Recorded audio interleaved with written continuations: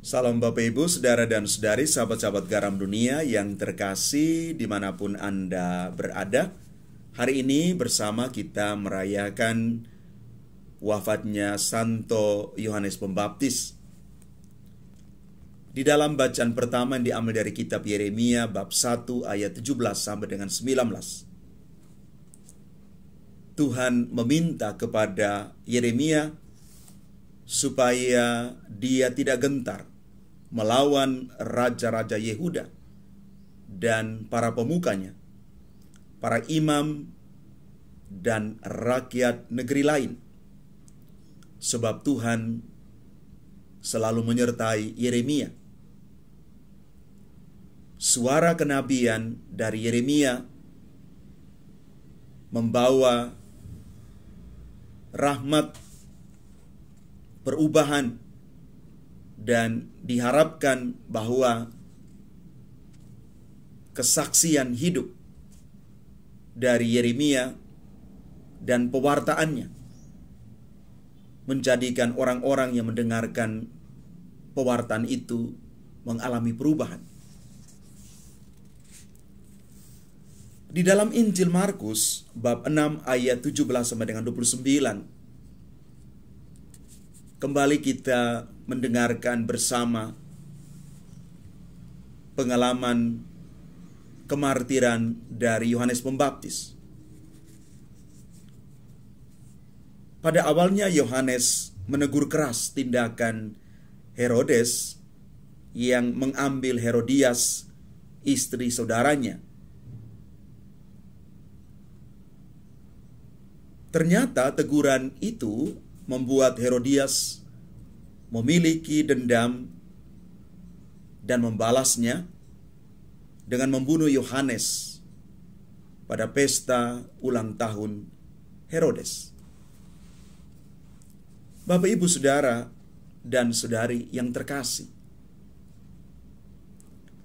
pengalaman pahit terjadi pada Yohanes Pembaptis dan juga para nabi lain, yaitu risiko mengeritik para petinggi. Dan para petinggi yang kejam, yang tidak berperi kemanusiaan, tidak begitu saja bisa menerima teguran, walaupun teguran itu baik.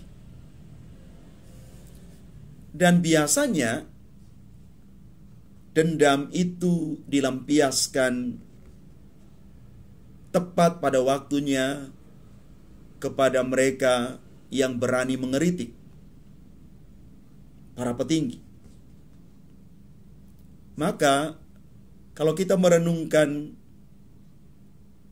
bacaan Injil hari ini, juga pengalaman Yeremia pada bacaan pertama, kita mau mengatakan begini, bahwa memperjuangkan kebenaran harus siap dengan risiko yang akan dihadapi.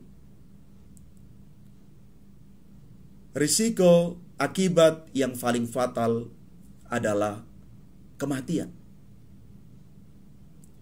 Karena itu orang harus punya keberanian, keteguhan, dan bertahan, seperti yang dialami oleh Yeremia dan oleh Yohanes Pembaptis.